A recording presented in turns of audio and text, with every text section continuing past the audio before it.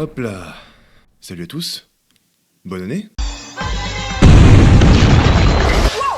Ok, alors on va se calmer. Ah là là, cher public, ça fait longtemps. Alors, si j'ai pris autant de temps à faire cette vidéo, c'est que déjà, bon, il y a eu les cours, il y a eu les partiels, il y a eu l'écriture de la vidéo, il y a eu la flemme aussi. Mais bref, aujourd'hui on se retrouve pour une vidéo que je voulais faire depuis très longtemps. Si longtemps que je crois même que ça date de la création de cette chaîne en fait. C'est une vidéo qui a été assez complexe à faire puisque en fait il y avait tellement d'éléments à réunir que c'était un travail sans fin et j'ai dû en fait mettre une deadline pour arrêter la recherche de sources et enfin directement me mettre à écrire la vidéo. Parce que le sujet est tellement dense en fait que c'est super facile de se perdre, et voilà, à un moment il fallait que je m'arrête quoi. Donc aujourd'hui, on va parler de l'Empire romain. Et la vidéo, elle va prendre la forme d'un iceberg. Alors pour ceux qui savent pas ce que c'est qu'un iceberg, en gros c'est une manière de parler d'un sujet sur YouTube, où là on va décomposer un sujet précis en différentes thématiques, et en fait on va classer ces thématiques en fonction de la hiérarchie qu'on veut. Généralement, le classement, il dépend de l'accessibilité des informations. Donc, les informations au-dessus de l'iceberg, c'est les plus connues, et plus on descend, et plus c'est obscur, plus c'est théorique, ou plus c'est juste inconnu du grand public. Donc voici le plan d'ailleurs de l'iceberg qui va suivre, et le but, ça va être de raisonner en entonnoir, c'est-à-dire que plus on va descendre, plus vous aurez de connaissances pour comprendre ce qui va suivre. Donc vous n'avez pas besoin d'être érudit sur le sujet pour comprendre ce que je vais raconter. Le but, c'est de vous donner toutes les clés possibles pour que vous puissiez comprendre au moins tous les saillants de l'histoire de l'Empire romain. Mais évidemment, je vais devoir sabrer certains sujets, puisque je pense que certains sont trop traités, comme par exemple les empereurs fous, comme Néron par exemple. Le but de la vidéo, ça va être de vous donner des infos qui sont assez inédites, et pas de répéter ce qui a déjà été répété dans les autres vidéos que vous pouvez trouver sur YouTube. Un deuxième point qui est important, c'est qu'il y aura beaucoup d'informations d'un coup au début, et au final, plus on va avancer, plus vous aurez toutes les clés pour comprendre la suite, et donc voilà, ce sera chill. Mais au début, ça va être un peu corsé, je vous avoue. Une autre partie du texte que j'ai dû sabrer, c'est les informations qui sont beaucoup trop denses et que j'ai dû réduire au maximum pour que ça soit pas indigeste pour vous. Donc j'espère en tout cas que ça restera lisible et que surtout vous allez apprendre des trucs. Enfin, je conclus par le fait que cette vidéo, elle est faite pour que vous puissiez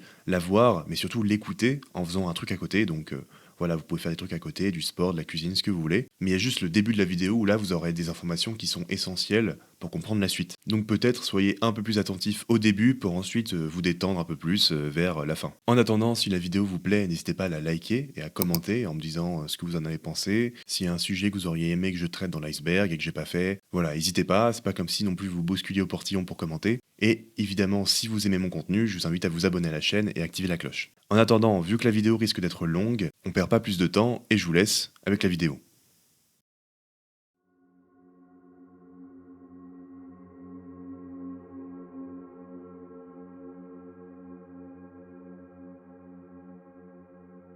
Le mythe fondateur.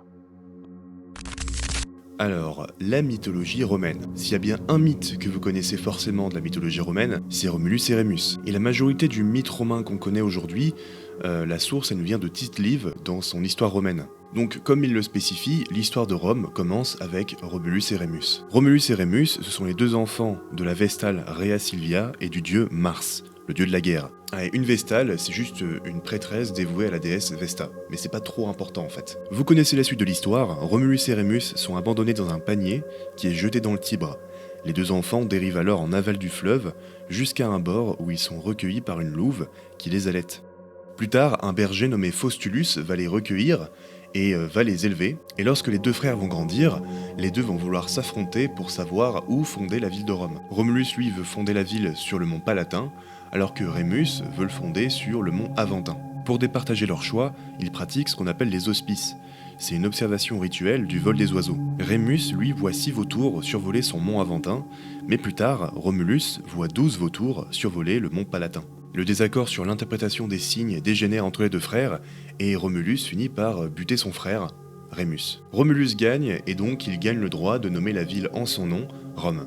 Et la première pierre de Rome est posée précisément le 21 avril 753 avant Jésus-Christ. Alors déjà, le mythe de Romulus nous dit beaucoup sur la culture romaine originelle, car ce qu'il faut comprendre, c'est que le mythe du fondateur de Rome permet plus tard aux Romains de trouver un idéal d'humanité, à travers l'image de Romulus. D'abord son ascendance divine avec Mars, le dieu de la guerre, et son éducation par Faustulus qui est sobre et modeste, c'est deux éléments qui vont vraiment caractériser la culture romaine originelle. Et ces deux éléments, c'est des valeurs importantes qu'on essaie d'oublier parfois parce qu'on imagine toujours Rome avec le marbre et le luxe. Combien tu veux?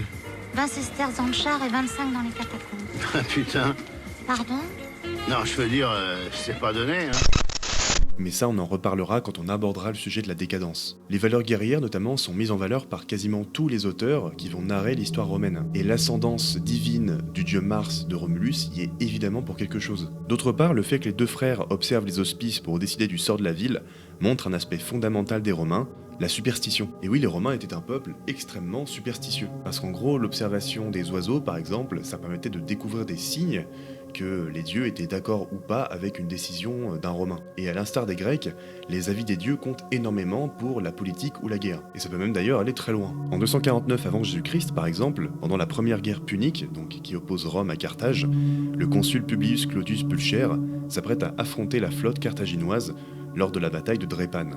Avant toute bataille navale importante, la tradition impose de consulter les auspices. Ici, pas à l'aide d'oiseaux, mais de poulets. Des poulets sacrés. S'ils mangent avec appétit, alors ça veut dire que les dieux sont favorables. Sauf que ce jour-là, les poulets refusent de manger, et le signe est donc clairement défavorable. Pulcher, agacé, se moque du rituel et aurait déclaré « puisqu'ils ne mangent pas, qu'ils boivent », avant de les jeter à la mer. Il engage donc le combat malgré tout, et le résultat, c'est une défaite traumatisante pour Rome. Et on a vu le résultat.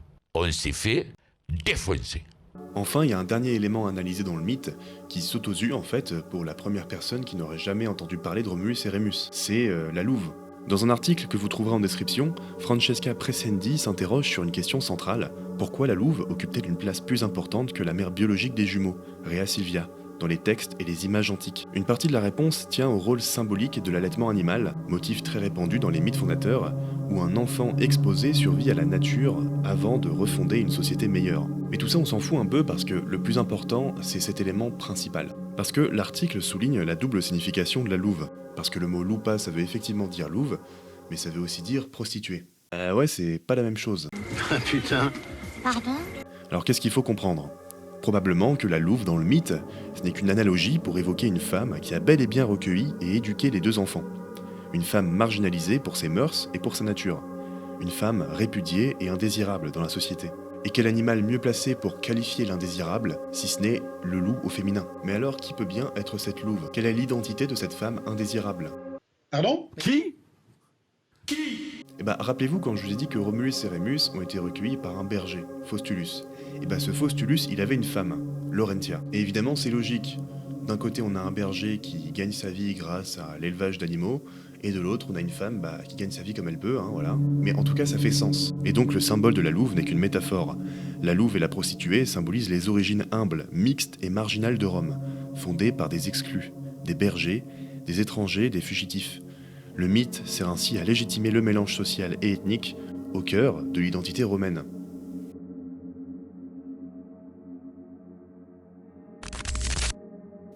Le mot urbs en latin, ça veut dire tout simplement la ville. D'ailleurs au passage, en latin, le U se prononce OU. Mais en fait, quand on parle de l'urbs, on veut surtout dire par métonymie la ville de Rome, tout simplement. Donc, Rome est fondée en 753 avant Jésus-Christ, le 21 avril précisément, et c'est la fête des Parili, en l'honneur du dieu Palès, qui est le dieu des troupeaux. D'ailleurs au passage, la fête est toujours d'actualité aujourd'hui. Rome est fondée dans la fameuse région du Latium, la région des Latins. Quoi qu'il y a aussi des Sabins, des Èques, des Étrusques, mais bref, on s'en fout. Si vous savez ce que j'en ai à foutre! Très vite, l'Ourbs se développe autour du Palatin et déborde pour englober l'ensemble des fameuses 7 collines. Le Palatin évidemment, le Capitolin, l'Aventin, le Caelius, le mont Esquilin, le Viminal, le Quirinal. À travers l'histoire et l'urbanisation, il y a d'autres collines qui se sont implémentées à Rome, notamment la fameuse 8e colline, le Vatican, la fameuse colline où Saint-Pierre a été enterré et où le palais du Vatican est établi, pour y construire l'église de Jésus. Mais ça c'est une autre histoire. En fusionnant avec d'autres villes du Latium et en profitant du Tibre pour faire du commerce, Rome va se développer, quitte à être l'une des seules villes millionnaires de l'Antiquité. Certains auteurs d'ailleurs, comme Aelius Aristide, vont faire l'éloge de Rome dans un texte qui s'appelle l'éloge de Rome. Ouais, logique. Et il va commenter la grandeur de la ville, en montrant notamment le transit de nombreuses marchandises qui viennent du monde entier et qui vont jusqu'à Rome. Et donc l'extrait nous montre deux choses. Déjà que Rome est un centre dans un contexte de proto-mondialisation. Ensuite, l'aspect central de Rome, l'aspect Caput Mundi, tête du monde, est reconnu par des citoyens romains de l'autre bout de l'Empire, sachant que Aelius Aristide, lui, il vient de l'Anatolie, donc c'est une partie de l'Asie mineure, donc c'est vraiment à l'est de la Méditerranée. Mais la ville connaît de nombreux problèmes de surpopulation et d'insalubrité. Les rues sont étroites et sinueuses, et les maisons sont réparties un peu n'importe comment. L'habitat est principalement collectif, sous la forme des insulae, donc c'est les ancêtres un peu des immeubles. En plus, la majorité de la ville est bâtie avec des éléments en bois, comme les planchers ou les toits, et les incendies deviennent endémiques. Rome a d'ailleurs connu des incendies dévastateurs et qui ont marqué l'histoire. Le plus connu étant par exemple en 64, sous le règne de Néron. C'est le fameux épisode du Grand Incendie de Rome. Alors le Grand Incendie de Rome, il nous a été raconté par Tacite, qui nous parle d'une tragédie qui a commencé dans l'enceinte du Circus Maximus et qui finalement s'est répandue dans tout Rome. Pendant 7 jours, la ville va connaître un incendie dévastateur et va toucher près de 10 des 14 quartiers. Alors je vais pas parler en détail des responsabilités de Néron dans l'histoire de l'incendie parce que de nombreuses vidéos en parlent, mais retenez juste qu'une rumeur dirait que des soldats romains auraient reçu l'ordre de l'empereur de démarrer l'incendie. De plus, Néron aurait contemplé l'incendie depuis son palais en chantant la chute de Troie. Mais ça ressemble quand même à une rumeur diffamatoire. Ouais, moi je me demande quand même s'il était pas un peu con. Bref, mis à part ça, la principale particularité de la ville, c'est son enceinte sacrée. À Rome, le Pomerium, ça délimite le noyau vraiment de la ville. Il aurait été tracé par Romulus lui-même pour délimiter la partie sacrée et la partie profane de la ville. Donc il s'agit pas d'un mur, mais d'une limite rituelle qui sépare l'espace urbain consacré du monde extérieur. Et sa symbolique est vraiment centrale. À l'intérieur du Pomerium, la ville est placée sous la protection des dieux, la vie civique et religieuse y prévaut, tandis que certaines fonctions, notamment militaires, sont exclues. Donc vous n'avez pas le droit de circuler en armes dans le Pomerium. Enfin, le Pomerium, il n'est pas figé, il est élargi à plusieurs reprises au fil de l'histoire, notamment par Lucius Cornelius Sylla, dont on va reparler, puis par Auguste et par Claude. Chaque extension affirmant symboliquement que l'expansion territoriale de Rome s'accompagne d'une refondation sacrée de la cité. Et évidemment, vous l'imaginez bien, quand il y a un empereur ou un magistrat qui décide d'étendre le Pomerium, c'est un peu pour se placer à la continuité de Romulus. Donc à l'intérieur du Pomerium, vous êtes vraiment au cœur de Rome, au cœur de sa politique, et à partir du moment où vous franchissez le Pomerium, c'est le début de l'Ager Romanus, c'est le début de l'Empire romain.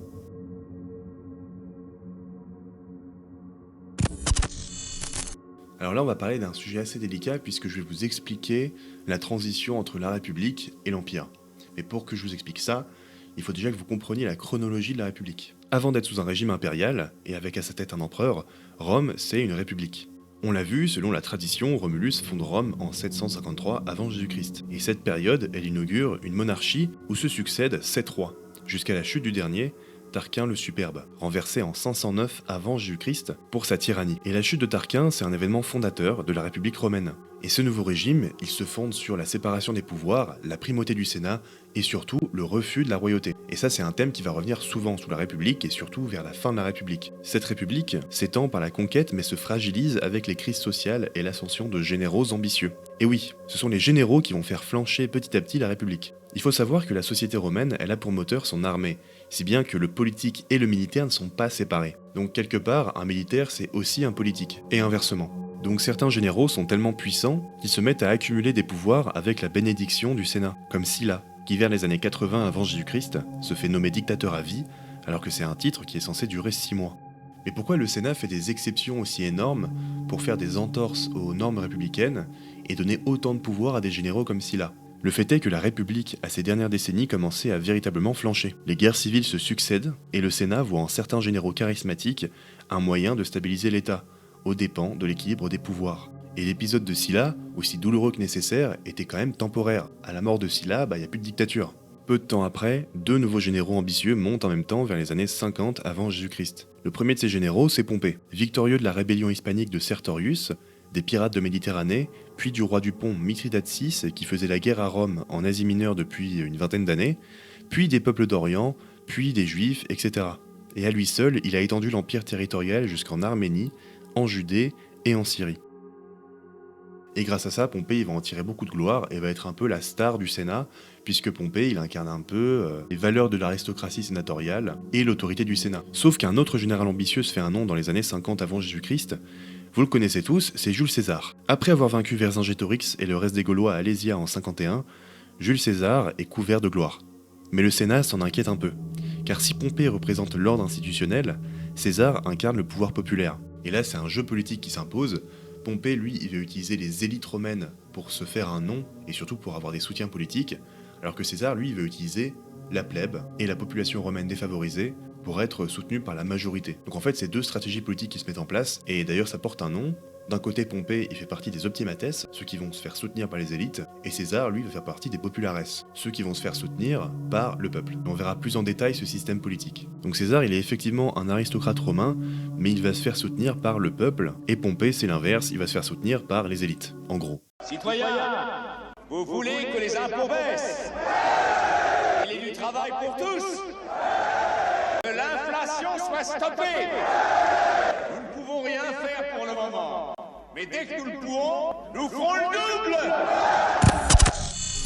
Donc on va pas entrer dans les détails, mais les deux se font la guerre, ce qui divise l'Empire romain en deux. D'un côté on a les pro-Pompée, et de l'autre, les pro-César. Sauf que Pompée il commence à perdre du terrain et se réfugie en Égypte, qui à l'époque est un allié de Rome. Et la dynastie régnante, actuellement, c'est les Lagides. Et il se trouve que Pompée il est assez pote avec les Lagides, du coup il se réfugie chez eux. Sauf que les Lagides, eux, ils ont un peu peur que accueillir un futur défaitiste de l'Empire romain, ça la foute mal avec leurs relations diplomatiques avec Rome. Donc c'est simple, les Lagides vont fumer Pompée. Ils vont le tuer quoi. Ils vont lui couper la tête et ils vont la présenter à César. Donc César est le nouveau héros de Rome et du Sénat. Le Sénat qui est discrédité et qui a pas eu trop le choix. À partir de là, la République fonctionne encore en apparence, mais le pouvoir est désormais personnel. Parce qu'ensuite César, il accumule des pouvoirs exceptionnels grâce au Sénat. Il est nommé dictateur à plusieurs reprises, puis à vie. Contrôle les magistratures, concentre l'autorité militaire, politique et religieuse. Ah, et je précise un truc, le terme de dictateur, c'est pas un terme péjoratif. À la base, c'est un terme républicain qui désigne un mandat spécial. C'est une magistrature républicaine qui n'existe que dans les situations de crise et qui est donnée par le Sénat. Donc c'est un mandat de 6 mois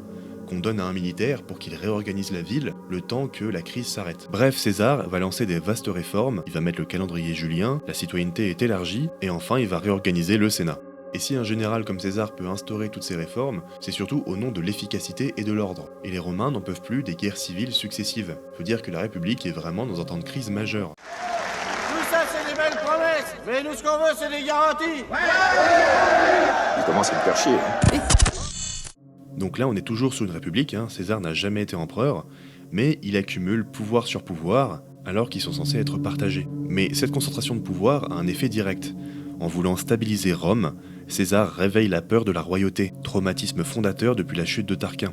César se fait donc assassiner en 44 avant Jésus-Christ, et c'est le début d'une nouvelle guerre civile. La guerre civile oppose les héritiers de César et les césaricides, ceux qui ont tué César.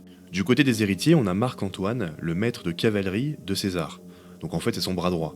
Et on a aussi Octave, le fils adoptif de César. À eux deux, ils vont mener différentes campagnes dans tout l'Empire pour tuer les césaricides, sachant que les césaricides ont à leur disposition des armées. Donc après 4 ans de guerre civile à traquer les derniers césaricides, Octave et Marc-Antoine sont les grands héros de Rome. Ils ont ramené la paix et ont vengé César. Mais après ça, on pourrait se dire que c'est la paix et que la République peut enfin passer à autre chose, arrêter avec la délégation de pouvoir aux mains de généraux et repartir pour une époque de prospérité. Sauf que non. Progressivement, Octave cherche à apparaître comme le défenseur des traditions romaines et de l'Occident, tandis que Marc-Antoine s'installe en Orient et s'associe étroitement à Cléopâtre, la reine d'Égypte de la dynastie Lagide.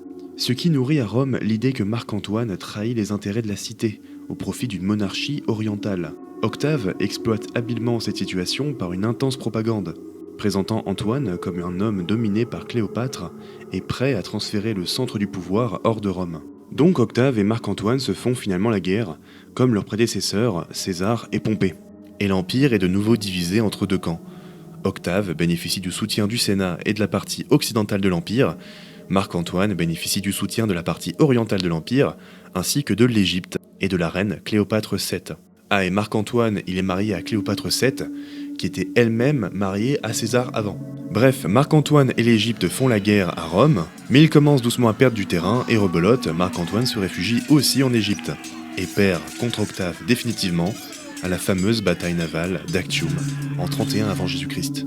L'Égypte prend très cher parce que Rome la considère comme un traître, et il devient tout simplement une province romaine. Donc l'Égypte devient une province. Donc Octave devient le vainqueur de cette guerre civile, auréolé de gloire, et il est celui aux yeux du Sénat et du peuple qui a vengé César et a réinstallé la Pax Romana, la paix romaine. Octave va donc avoir un dernier objectif, retrouver Marc-Antoine et surtout Cléopâtre, qui est considérée comme une traîtresse. Dans un garage ce matin, on a arrêté une fille. Elle disait qu'elle s'appelait Cléopâtre. Et tu l'as arrêtée? Bien sûr. Et ça n'était pas Cléopâtre? Je ne sais pas. Mais il sait pas! Mais tout le monde sait que Cléopâtre est introuvable! Il en trouve une, mais il n'est pas foutu de faire la différence entre une reine d'Égypte et une pute de banlieue! Entre-temps, Cléopâtre et Marc-Antoine se suicident, laissant la victoire à Octave. Et là, c'est vraiment là où tout commence pour l'Empire romain. Victorieux, Octave est nommé Auguste par le Sénat. Alors pourquoi Auguste? Parce que le mot Augustus, ça vient du latin augere qui signifie augmenter, supérieur, élevé, et c'est utilisé comme un surnom. Donc en fait, il signifie sacré, vénérable ou consacré par les dieux. Donc en gros, ça donne à sa personne un caractère sacré, et ça permet à Octave d'imposer son pouvoir sans parler de monarchie, que les Romains exercent depuis Tarquin, rappelez-vous. Auguste fonde alors un nouveau régime en 27 avant Jésus-Christ, centré sur lui. Et ce nouveau régime, censé être temporaire le temps que la situation se stabilise, c'est le Principat. Ça vient du mot princeps, qui est le titre officiel d'Auguste, et ça veut dire premier de tous. À la base, c'est un terme républicain qui désigne le sénateur le plus vieux, et ce titre honorifique permet à ce sénateur de parler en premier. Sauf qu'Octave, il est clairement pas le plus vieux. Il a 35 ans, mais plus on avance dans le temps, plus le Sénat va faire des entorses aux principes de la République. Et c'est comme ça que s'installe petit à petit l'Empire, sans jamais faire mention explicitement de la présence d'un monarque à la tête de Rome. Alors scission avec la République, continuité, c'est un débat qui est toujours d'actualité dans l'historiographie, mais on verra ça plus tard. L'Énéide. Alors là, on va retourner sur l'aspect mythologique de Rome, parce qu'il y a un épisode de sa mythologie qui est apparu pendant la période du Principat. Comme on l'a vu, Rome a pour mythe fondateur celui de Romulus. Mais lorsque Auguste instaure le Principat, c'est un véritable âge d'or de la littérature latine qui commence. Bon après, cet âge d'or il n'est pas à mettre uniquement sur le compte d'Auguste, lui il a fait que stimuler tout ça, le mouvement avait commencé avant lui, mais en fait lui il va commencer des relations de mécénat avec des auteurs très connus, comme Virgile ou Horace, qu'il va charger de raconter l'histoire romaine. Et l'initiative d'Auguste a été conséquente parce qu'on parle même de siècle d'Auguste. Profitant de l'effervescence artistique, Auguste va contribuer à rendre Rome plus grande encore en faisant écrire une nouvelle partie du mythe romain, et il va passer commande auprès de Virgile, qui va lui écrire l'Énéide. L'Énéide, ça raconte le destin d'Énée, un ancêtre de Romulus et Rémus, et héros troyen qui fuit la chute de la ville de Troie. Suivant l'ordre d'Hector de fonder une nouvelle ville de Troie, il erre longtemps sur la Méditerranée, puis arrive en Italie, où ses descendants fonderont Rome. C'est donc une épopée qui est fortement inspirée de l'Odyssée d'Homère. Et ce n'est pas pour rien, car durant l'Antiquité, il y a une tendance des peuples à se trouver une origine mythique, et qui plus est une origine grecque. Cette problématique des origines des peuples visait surtout à les situer par rapport aux Grecs, soit le peuple civilisé par excellence. Parce qu'il faut dire qu'une grande partie du bassin méditerranéen est hellénisée, c'est-à-dire qu'elle a connu l'Empire grec. Enfin, on parle plutôt du monde grec que de l'Empire grec. Mais voilà, il y a une grosse partie de la Méditerranée qui a connu les Grecs, notamment grâce aux conquêtes d'Alexandre. La Grèce a connu un tel rayonnement depuis le 4e siècle avant notre ère, notamment durant le règne d'Alexandre le Grand, que tout peuple aspirant à la grandeur doit se définir par rapport aux Grecs. Et si en plus ils peuvent se glisser dans la continuité des Grecs, c'est bingo. Bref, l'Énéide, c'est la version romaine de l'Odyssée. Et la rédaction de cette œuvre montre qu'au tout début du régime impérial, il y a comme une nécessité de se rapprocher de ce qui incarne la civilisation par excellence, à savoir la culture grecque. Et on verra plus bas dans l'iceberg les intrications entre culture romaine et culture grecque, ce qui formera plus tard la culture gréco-romaine. Ce qui est d'autant plus intéressant, ce sont les messages que nous diffuse l'Énéide. Par exemple, au chant 6, a lieu la catabase d'Énée, fortement inspirée de Ulysse dans l'Odyssée. En gros, une catabase, c'est quand un héros descend dans les enfers. Mais si Ulysse ne voyait dans les enfers que des personnes de l'Iliade ou de l'Odyssée, Énée, lui, voit des personnages historiques contemporains à Virgile et qui feront l'honneur de Rome. Et là, ça devient intéressant. Parce que dans la descente aux enfers d'Énée, il est fait allusion à la prise de Corinthe par le général romain Mummius, en 146 avant Jésus-Christ.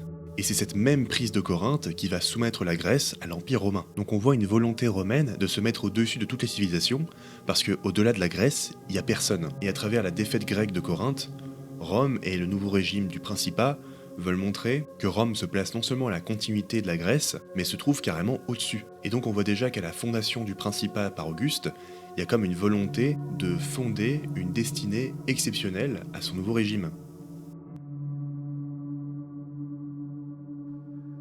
La société.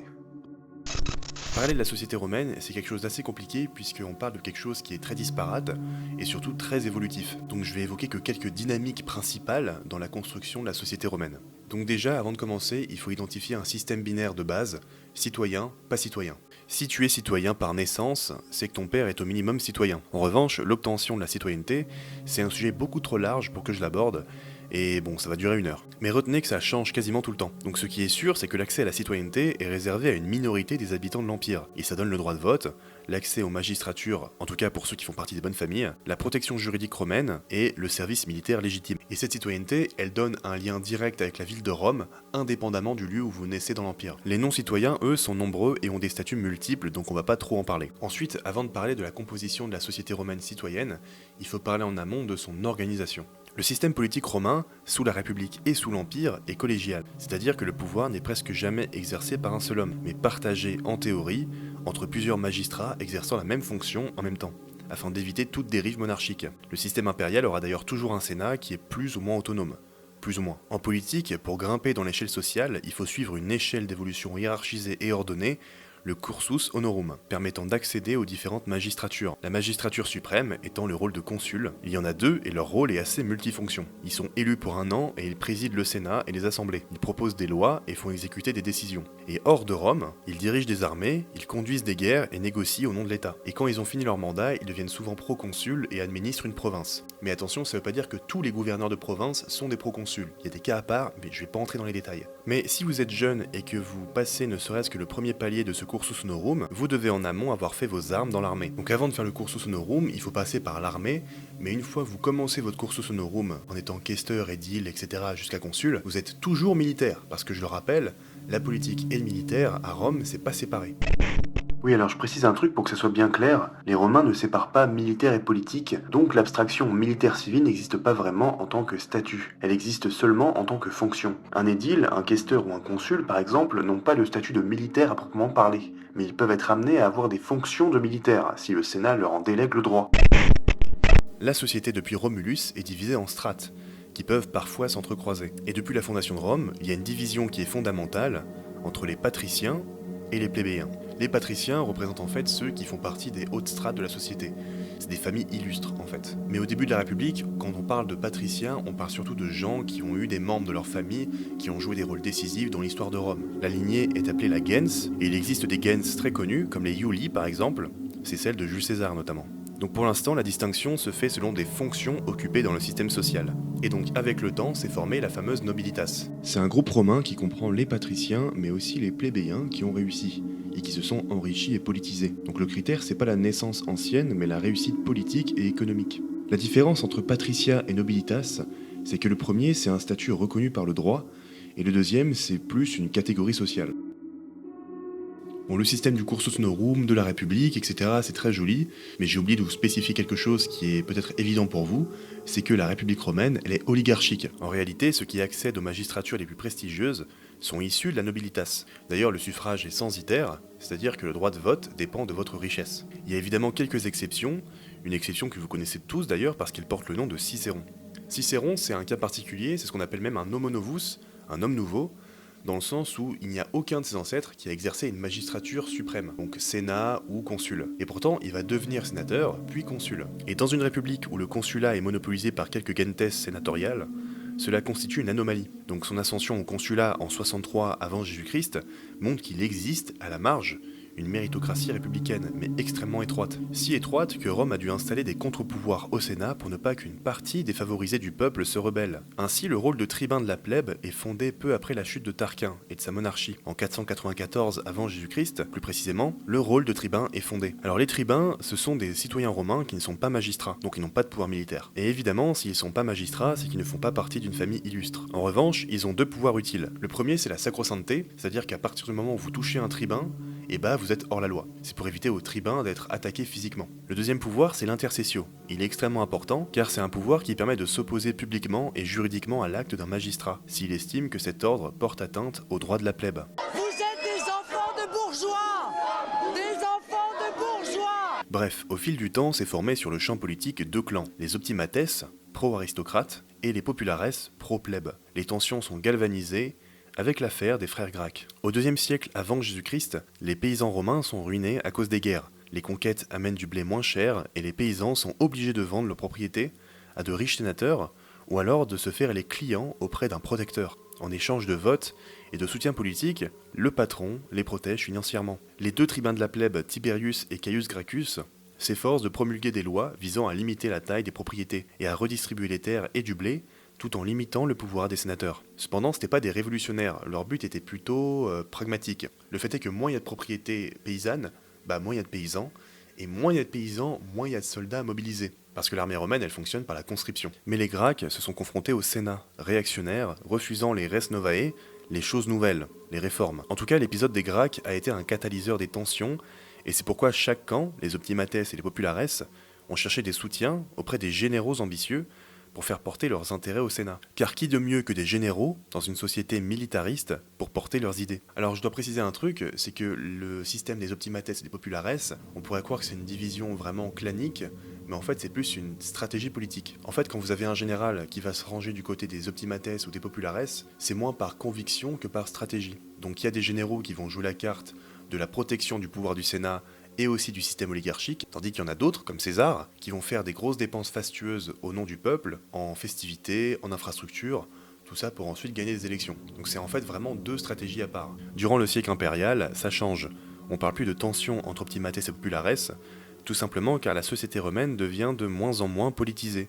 On verra pourquoi plus tard, mais après c'est un peu logique, car le but du Principat c'était d'instaurer de la stabilité, et ça a plutôt bien marché. De la stabilité égale moins de discours politiques. En fait, c'est plus les orientations politiques qui divisent le populus romanus, vu qu'il y a un princeps qui décide à leur place, mais c'est le statut juridique. En fait, pour faire justice, les châtiments sont appliqués selon un nouveau statut juridique, et il y en a deux.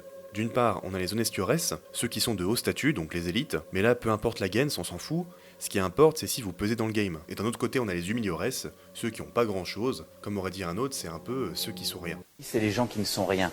Et donc la peine encourue pour faire justice dépendra du statut juridique. Par exemple, les honestiores, ils ont le droit d'être exécutés, mais seulement par décapitation. Et les humiliores, ils se font pendre, écarteler, ce que vous voulez. Always look on the bright side of life. Donc, si je résume tout ça dans une carte mentale, il y a le populus romanus, qui comprend les patriciens et les plébéiens, et dans ce beau monde, il y a différentes orientations politiques. On a des optimates et des populares. Mais à partir de l'Empire et du Principat, donc, on sépare le populus romanus selon deux statuts juridiques distincts, honestiores et humiliores. Il y a une autre partie de la population qui n'est pas dans cette carte mentale, parce qu'ils font pas partie du populus romanus, ce sont les esclaves. Eux, c'est vraiment un cas à part parce qu'ils sont pas citoyens, ils sont pas pérégrins, ils sont rien du tout, ils sont juste des choses. Donc par conséquent, ils n'ont pas de statut juridique. Après, le statut d'esclave, c'est un statut réversible. Ils peuvent être affranchis, et la majorité des esclaves sont issus des peuples soumis par Rome. En ce qui concerne l'Empire, il y a une multitude de statuts. La majorité des statuts concerne celui des pérégrins, donc les étrangers. Il y a aussi les socii, les peuples alliés, et il y a encore les Detiticus, les peuples vaincus et assujettis par Rome. SPQR. SPQR. Vous connaissez forcément ce sigle. Mais est-ce que vous savez vraiment ce qu'il veut dire? C'est une devise qui fait référence à l'équilibre entre les différents groupes, puisqu'il veut dire Senatus Populus Que Romanus, c'est-à-dire le Sénat et le peuple romain. Et oui, le que signifie le et en latin. Il est placé sur le dernier mot du groupe de mots dont on fait l'énumération. Sous l'Empire, ce sigle représentait la légitimité du pouvoir impérial par le fait que le Sénat et le peuple étaient les deux instances qui délivraient les honneurs. Mais ce qui est sûr, c'est que c'est un sigle qui date de la République. C'est un dicton qui prend surtout son sens à partir de 367 avant Jésus-Christ avec la loi Licinio-Sextienne. Avec cette loi, le consulat est ouvert aux plébéiens, alors qu'avant il était que ouvert aux patriciens. Et ça a amené à la coutume d'avoir au consulat une famille patricienne et une plébéienne. Et donc du coup, le cycle SPQR prend du sens parce que du coup, il atteste de l'équilibre politique entre les différents groupes du populus romanus. Sur le plan purement utilitaire, c'est aussi le signe distinctif de la cité-État. Donc c'est un marqueur identitaire. C'est un peu l'équivalent d'un drapeau en fait. Et ce sigle, il est posé sur ce qu'on appelle des aigles au masculin, donc on parle d'un aigle. Ce sigle a aussi servi au nouveau régime impérial pour justifier son autorité. Toute décision prise par l'empereur venant nécessairement avec l'accord du populus et du Sénat. Et c'est pour ça d'ailleurs qu'une partie de l'historiographie considère que SPQR est surtout utilisé sous l'Empire romain. L'Empire, le régime. Il faut aussi rappeler une chose, c'est que dans les Res Gestae, l'épopée rédigée sur le mausolée d'Auguste et qui raconte les actes du premier empereur, Auguste spécifie que les pouvoirs et honneurs qui lui furent conférés le furent avec l'accord et le soutien unanime du peuple et du Sénat. Donc finalement, ce qu'il faut comprendre avec le SPQR, c'est que c'est un outil de la propagande du Principat pour montrer que malgré le fait que le régime est centré sur une seule personne, celle d'Auguste, il y a toujours un équilibre des pouvoirs. Mais bon, c'est un équilibre de facettes, vous pensez bien. Au passage, SPQR c'est toujours le sigle de la ville de Rome. D'ailleurs, vous pouvez le retrouver sur les plaques d'égout ou encore les portes d'institutions. Bref, j'espère que vous êtes bien échauffés, on a vu la surface, et maintenant il est temps d'aller voir les eaux claires.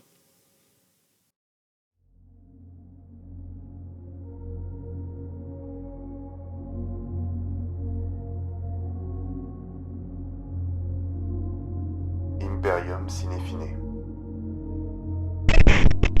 À partir d'ici, il faut que je fasse une distinction qui est essentielle que j'aurais dû faire avant, c'est que quand on parle d'empire avec un grand E, on parle du régime impérial, celui qui a été instauré par Auguste. Et d'ailleurs, l'empire avec un grand E et le principat, c'est la même chose. Même si le régime du principat a ensuite été transformé au fil du temps avec les différents empereurs, ça on le verra, mais le mot empire au sens régime politique est à distinguer du mot empire territorial, avec un petit E. Mais quand je vais parler d'empire dans le sens territorial, je préciserai empire territorial, voilà. Donc déjà, la volonté de définir un empire territorial par les Romains, c'était une volonté qui date de la fondation romaine. Si on reprend l'Énéide de Virgile, le dieu Jupiter aurait promis à Énée un imperium sine fine, un empire sans fin. Mais avant que Rome tente de faire des incursions dans le monde, la ville a dû d'abord s'occuper des peuples voisins en Italie. Et c'était pas d'ailleurs pour rien que la ville a été fondée autour de cette colline originelle, pour lui permettre tout simplement de se défendre en cas de siège. La première fois que Rome instaure un empire territorial, c'est lorsqu'il va conquérir l'Italie entre 509 et 272 avant Jésus-Christ. Il se bat d'abord contre les Étrusques, les Èques, les Volsques,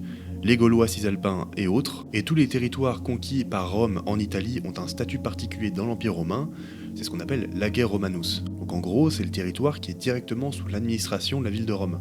Et donc chaque peuple soumis en Italie devient automatiquement citoyen. Alors c'est devenu automatique surtout après des guerres civiles, parce qu'il y avait des Italiens qui avaient pas reçu la citoyenneté, il y en avait d'autres qui ont reçu la citoyenneté mais sans les pleins droits, c'était pas des citoyens optimo iure comme on dit, mais ce qui est sûr c'est que sous Auguste, tous deviennent citoyens optimo iure.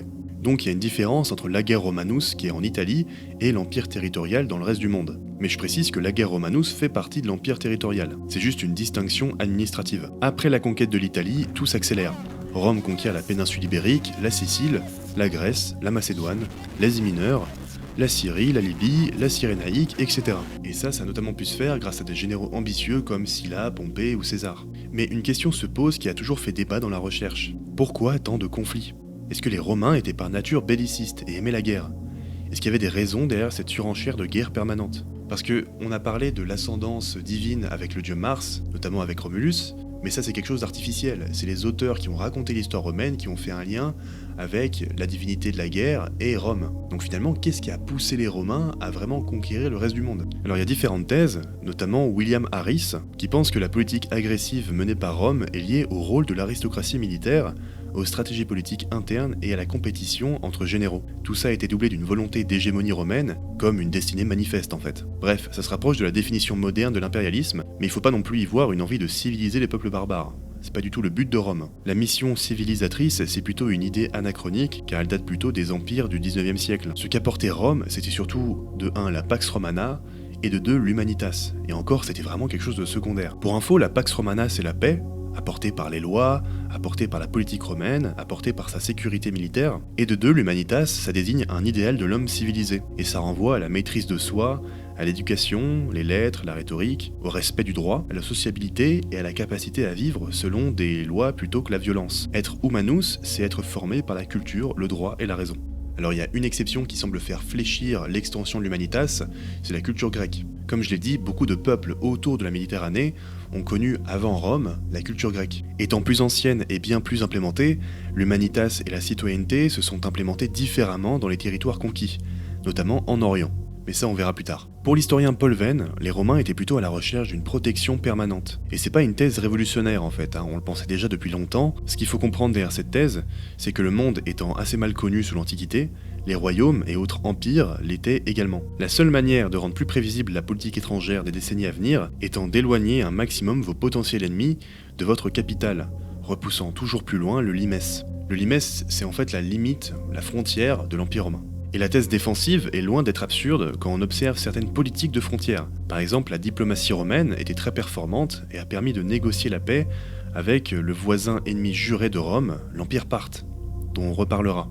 Par exemple, sous Auguste, dès le début du Principat, en 20 avant Jésus-Christ, il signe les premiers accords de paix avec les Parthes, confirmés sous Néron en 63. La question centrale concernait surtout le sort de l'Arménie et son rôle d'état tampon. Mais bon, jusqu'à ce que l'Empire parthe change en 224, passant de la dynastie Arsacide aux Sassanides, et la guerre entre Rome et les Parthes reprend. Mais on a aussi le cas du mur d'Adrien, construit dans les années 120 en Angleterre, et qui visait à stabiliser les frontières de manière pérenne. Donc on voit qu'il n'y a pas vraiment de volonté de conquête à une certaine période, il y a vraiment une volonté de préserver les frontières. Donc voilà, il y a différentes thèses qui sont pas complètement paradoxales entre elles, mais qui sont toujours débattues en tout cas. Après il y a toujours un corpus de raisons aussi importantes, qui explique le bellicisme romain. Il y a le système économique romain qui poussait à la conquête permanente de nouveaux territoires, le système politique qui visait à pousser les jeunes élites à se former à l'armée, le système militaire qui poussait à l'enrichissement par le pillage. Bref, c'est un sujet vaste, mais au moins vous avez une vision d'ensemble du sujet. L'armée. Évidemment, le destin de Rome s'est accompli et actualisé grâce à son armée. Depuis l'âge d'or de la Grèce antique, les armées ont adopté le système de la phalange, qui est une innovation qui a fait ses preuves. Des soldats en rang serré, armés de boucliers et d'une lance qui se coordonnent. Le truc c'est que quand le terrain est irrégulier, l'efficacité elle est pas du tout optimale. Donc en fait ça force à chaque fois les généraux à se battre sur un terrain qu'ils veulent. Sauf que très souvent dans la guerre vous n'êtes pas amené à choisir le terrain. Mais l'innovation qu'a apporté l'armée romaine fut un vecteur décisif dans ses succès militaires. Mais alors c'est quoi le secret de l'armée romaine? Cette armée elle est déjà très disciplinée, puisqu'elle se divise en différentes sections et sous-sections. Et c'est là en fait la raison principale de son succès. L'unité de base, c'est la légion. Ça correspond à environ 3000 hommes, lourdement armés, 1000 hommes légèrement armés et 300 cavaliers. Les légions, elles sont dispatchées dans tout l'Empire, et sont sous la responsabilité d'un général qui détient un imperium. L'imperium, c'est un mandat militaire délivré par le Sénat et délimité dans une zone géographique précise et dans un temps donné. Dans une bataille, une légion se divise en 3 lignes. 2 lignes d'assaut, qui alternent leurs manipules, et une 3e ligne de réserve. Et donc là, vous avez le mot-clé qui est à l'origine du succès des armées romaines, la manipule. En gros, dans une ligne, vous avez différentes manipules. Ce sont des groupes de 120 hommes répartis dans les 2 premières lignes pour alterner avec l'autre manipule de la 2e ligne. Donc durant la bataille, les manipules de la première ligne et de la 2e ligne vont s'échanger entre elles pour qu'au final, en première ligne, il y ait toujours des troupes fraîches.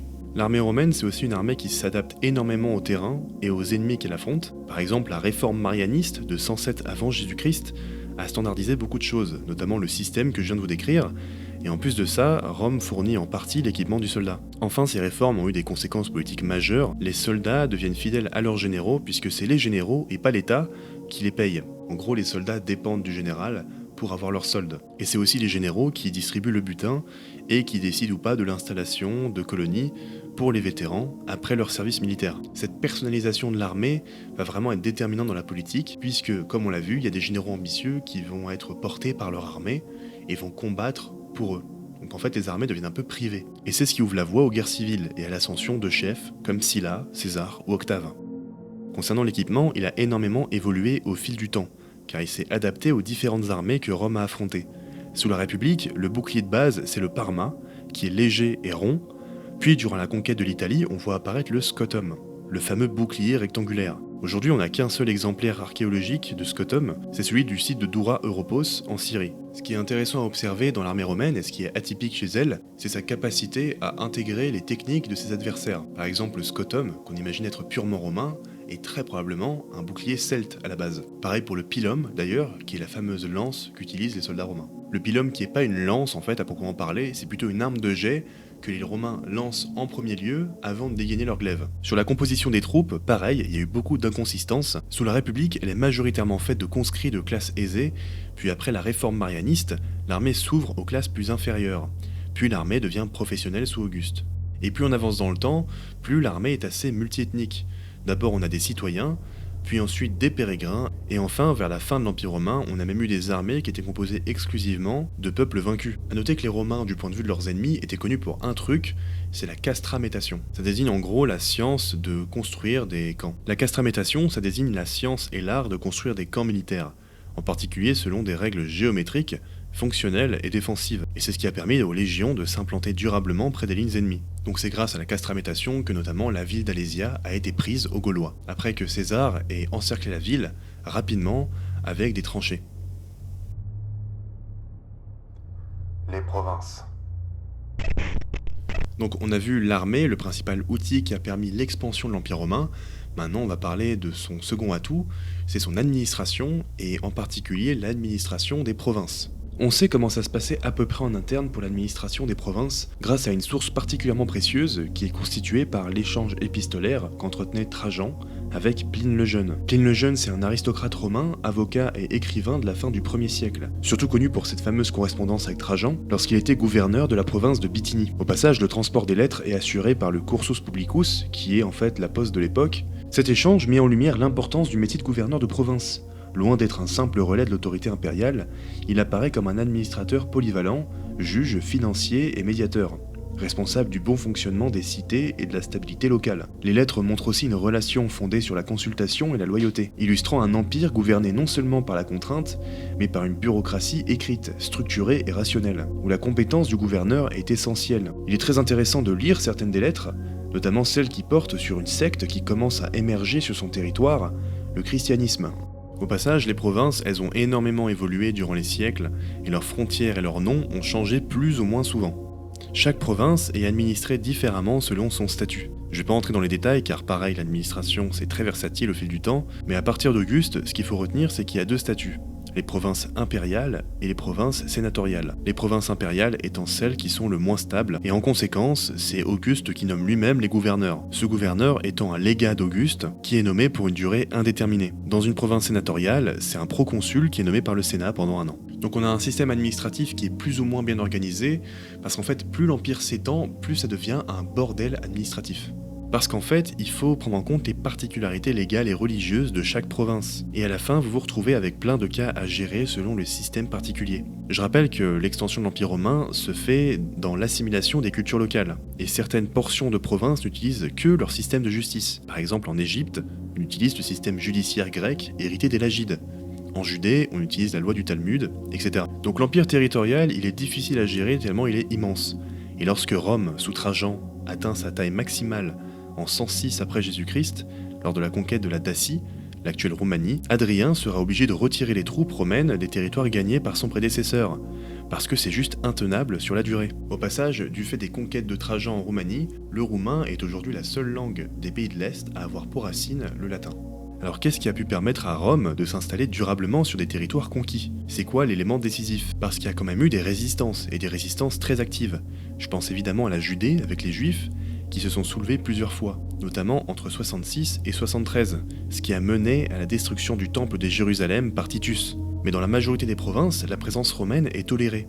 Il faut dire que Rome apportait ses lois, et la loi, elle, règle la société et crée une société nouvelle, relativement juste, et au moins prévisible. Rome, c'est quand même le règne de la loi écrite, ce qui limite l'arbitraire. Et dans cette délimitation légale est protégée la richesse de tout individu. La richesse était à la base de l'ordre social. D'autre part, Rome étendait son humanitas et sa culture, ainsi que son système politique, en même temps que son territoire, mais tolérait la diversité, et implémentait même certains dieux dans sa mythologie. La religion romaine soutenait également une certaine pax deorum. Ça signifie que les dieux sont favorables à Rome.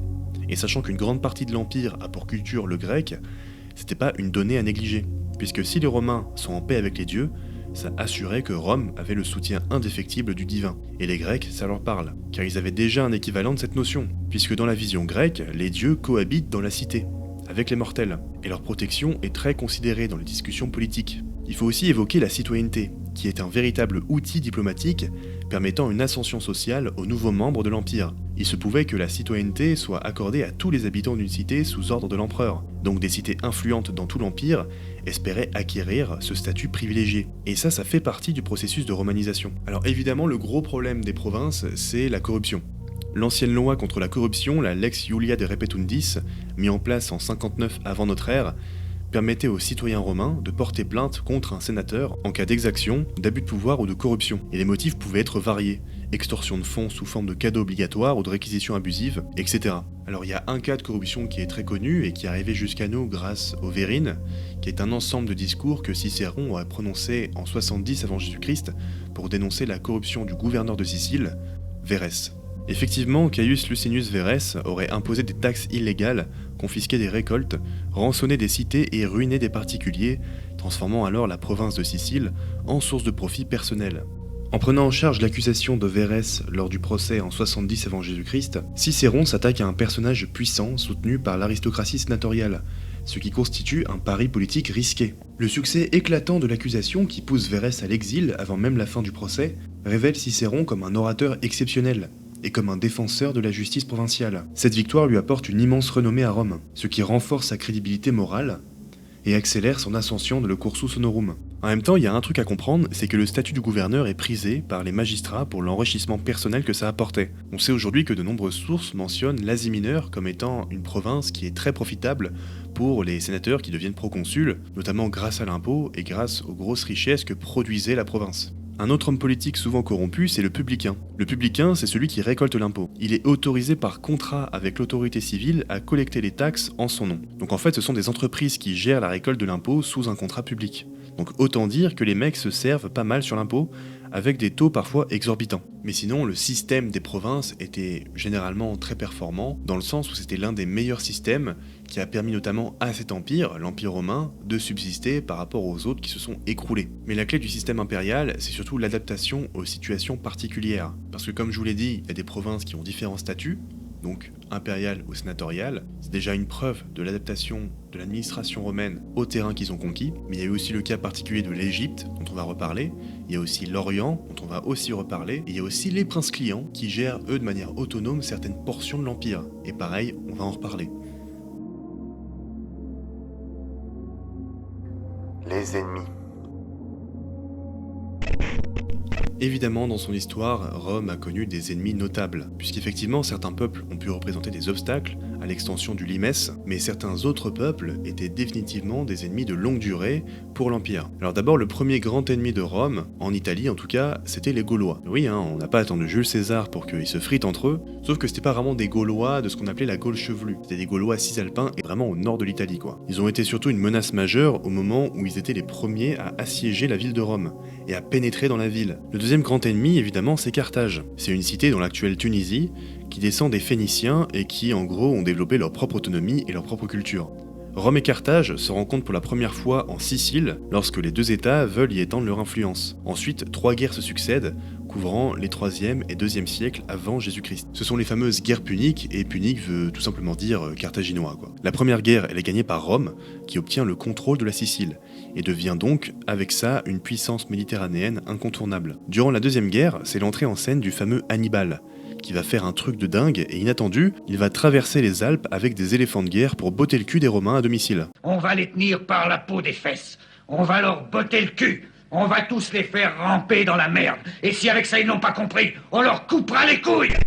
Malgré les victoires de Hannibal, notamment à Cannes, dont on reparlera, Hannibal ne prend pas Rome. La guerre se termine par la défaite carthaginoise face à Scipion l'Africain à Zama. Durant la 3e guerre punique, Carthage est politiquement soumise, mais économiquement prospère, ce qui inquiète Rome. Le sénateur Caton l'Ancien prononce alors à chaque réunion au Sénat la fameuse phrase « Carthago delenda est », il faut détruire Carthage. Donc Rome met le siège devant Carthage et rase complètement la ville, pour plus en entendre parler. Alors c'est terrible, certes, mais il y a une rumeur qui circule disant que, pour que rien ne repousse sur le sol carthaginois, les Romains auraient versé du sel sur les ruines de la ville vaincue.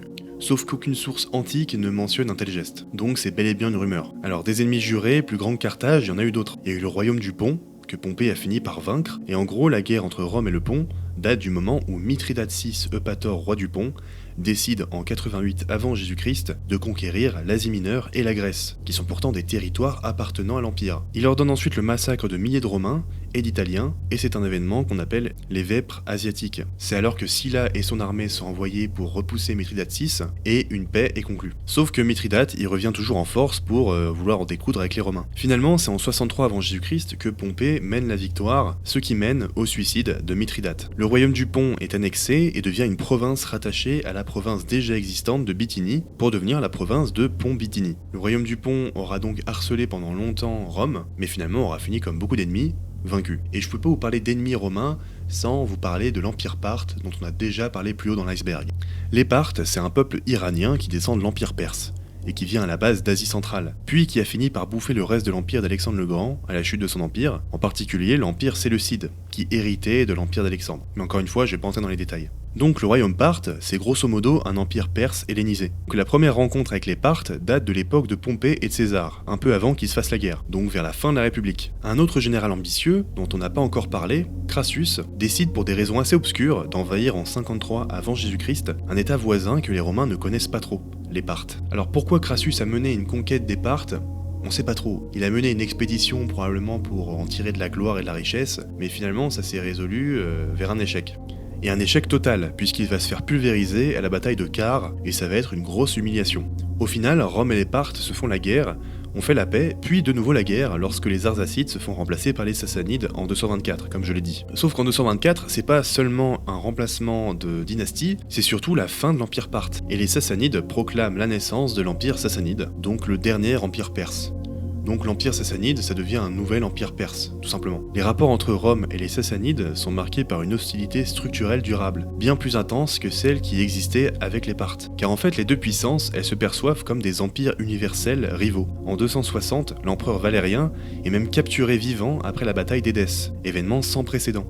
Malgré ces chocs, aucune des deux puissances ne parvient à anéantir l'autre. La frontière orientale, donc la Mésopotamie et l'Arménie, devient un espace de guerre permanente, alternant entre batailles et sièges et traités temporaires. Et puis au final, l'Empire romain s'étant coupé en deux entre l'Occident et l'Orient, l'Occident s'est effondré en 476, avant la chute de l'Empire sassanide. L'Empire sassanide, lui, il s'effondre au 7e siècle sous l'invasion des Arabes musulmans.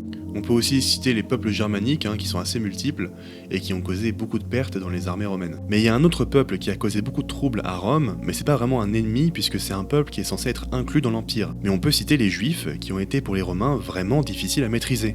J'en ai déjà un peu parlé, mais il y a eu la première grande révolte entre 66 et 73 qui a vraiment beaucoup marqué les Romains pour la violence du conflit. On a des épisodes qui sont restés célèbres, évidemment la destruction du temple, mais on a aussi le siège de la forteresse de Massada où 1000 résistants juifs font un suicide collectif pour ne pas être faits prisonniers. Mais déjà, lorsque Pompée arrive en Judée pour la première fois en 63 avant Jésus-Christ, c'était déjà très sanglant. Et donc l'arrivée de Pompée en Judée pour étendre l'Empire a vraiment défini ce qu'allaient être les relations entre Rome et les Juifs. Sur la durée, l'instauration du système romain en Judée est extrêmement compliquée, car on a affaire à une culture monothéiste, donc difficile de l'implémenter dans le panthéon des dieux romains, surtout si ce dieu unique est le créateur de toutes choses. Ensuite, parce que des groupes nationalistes s'organisent grâce à une langue, l'hébreu, que les Romains connaissent très mal. On a notamment le groupe des Zélotes, qui refusent catégoriquement la présence romaine en Judée, et qui tue même d'autres juifs accusés de collaboration. Et en plus, les Romains n'ont pas vraiment de respect pour les Hébreux, donc en fait c'est un peu un rapport conflictuel permanent. On a par exemple une source manuscrite qui indique qu'au temps du gouverneur Cumanus, entre 48 et 52, un soldat romain exhibe son sexe devant les pèlerins, provoquant une révolte. Alors on va pas non plus faire une analyse profonde de la politique romaine en Judée, mais c'est extrêmement compliqué. Compliqué parce qu'en fait les Romains appliquent un schéma de domination qu'ils appliquent à peu près partout, mais qui dans ce cas-là ne marche pas. Et déjà, lorsque la Judée était inclue dans l'Empire séleucide, c'était déjà un peuple difficile à soumettre. Par exemple, dès la prise de la Judée, les Romains ont voulu instaurer un système de gouverneurs, comme ils font à chaque province. Sauf que le gouverneur romain en charge de la province était insisté par un souverain local, adoubé par Rome, sauf que c'était Hérode. Puis sa dynastie, les Hérodiens. Et le truc c'est que Hérode, il a jamais réussi à se faire plaire par les Juifs. Le fait est qu'il était citoyen romain, donc déjà ça faisait de lui à peu près un traître, et deuxièmement les Romains avaient fait appel à lui parce qu'il parlait l'hébreu et qu'il était juif. Sauf que pour une grosse partie des Juifs, il n'était pas légitime parce qu'il était juif par conversion. Donc voilà, la Judée ça a toujours été compliqué à gérer pour les Romains, mais on va parler d'autres éléments de la Judée plus tard dans l'iceberg, encore une fois.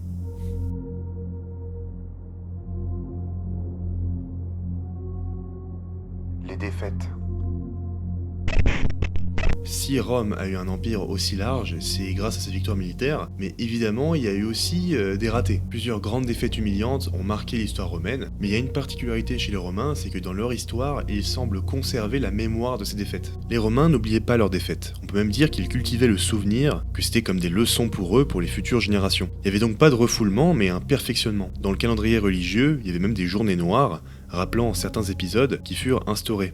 On appelait ça les dies vitiosi, et durant ces journées, il était interdit de sacrifier dans les temples, ni même d'entreprendre des voyages ou des actions risquées. D'autre part, il suffit de voir l'histoire de Tite-Live dont on a parlé au début, où les victoires et les défaites sont mises au même banc dans les épisodes de l'épopée romaine. La première grosse défaite humiliante dans l'histoire de Rome, c'est en 390 avant Jésus-Christ, quand les Romains ont affronté les Gaulois. On en avait déjà parlé un peu plus haut dans l'iceberg. Une armée gauloise, menée par Brennus, en 390, franchit le fleuve Allia et anéantit les défenses romaines. Cette défaite ouvre la voie au sac de Rome par les Gaulois, et ça a été un moment très traumatisant pour les Romains, qui voyaient leur pomerium se faire profaner, leur ville pillée et leur armée décimée. Et à ce moment-là, on était vraiment au bord de la fin de l'histoire de Rome. Autre défaite marquante, durant la conquête de l'Italie, en 321 avant Jésus-Christ, Rome affronte les Samnites, qui est un peuple qui s'étend en Campanie et qui est nécessaire de vaincre pour conquérir l'Italie, quoi. Toute l'armée romaine est prise en étau dans la vallée des Fourches Codines. une passe étroite. Plutôt que de combattre, les légions doivent se rendre sans combattre et subir l'humiliation de passer sous le joug. Un rite ancien signifiant la reddition totale sans effusion de sang, et en gros ça consiste à se faire tracter par des mecs quoi. Quoi? Répète. On a aussi la défaite de Cannes contre Hannibal, dont j'ai parlé plus haut, en 216 avant Jésus-Christ. En fait, Hannibal il va encercler toute l'armée romaine et va tout simplement éradiquer des dizaines de milliers de soldats d'un coup. Donc là c'est catastrophique, les Romains ils s'attendaient absolument pas à se prendre ça dans le coin de la gueule, et encore une fois, Rome a failli vraiment y passer.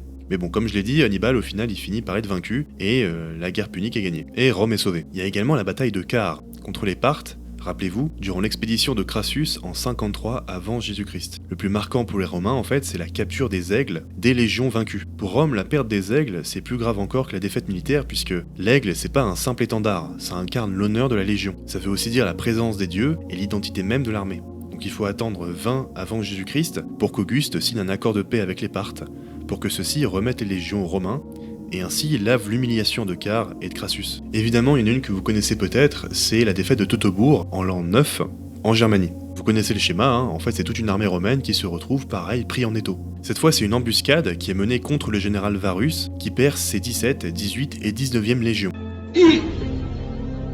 Donc là il y a 3 légions qui sont éradiquées d'un coup, je vous laisse imaginer le trauma. Et le meneur de l'embuscade c'est Arminius, donc c'est un peu l'équivalent germain de Vercingétorix, et il connaissait bien la tactique romaine car il avait servi comme auxiliaire dans l'armée. Et c'est pas une petite victoire pour Arminius parce que ça va signer un grand coup d'arrêt pour l'expansion romaine en Germanie. D'ailleurs la Germanie, pour anecdote, c'est l'endroit où se passe la première bataille dans Gladiator.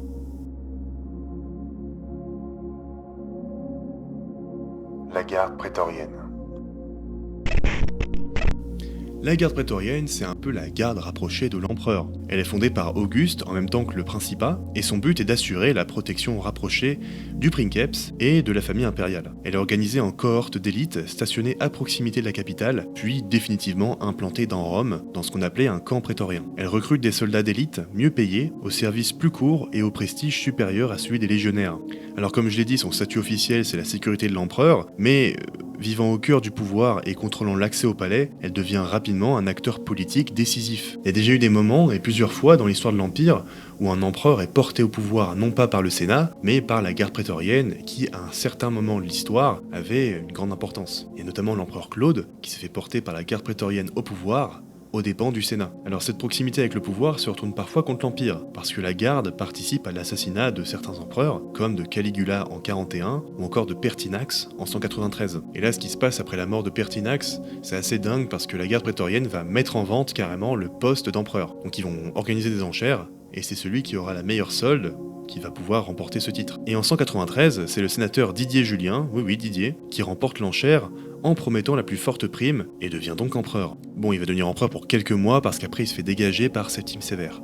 Septime Sévère qui se fait reconnaître par le Sénat et qui deviendra le dernier empereur de la dynastie des Sévères. Donc, la garde prétorienne a été créée pour protéger le pouvoir, mais elle est aussi représentative des paradoxes romains. C'est un instrument à la base de stabilité qui devient une source majeure d'instabilité et une sorte de méfiance se crée entre empereur et garde prétorienne.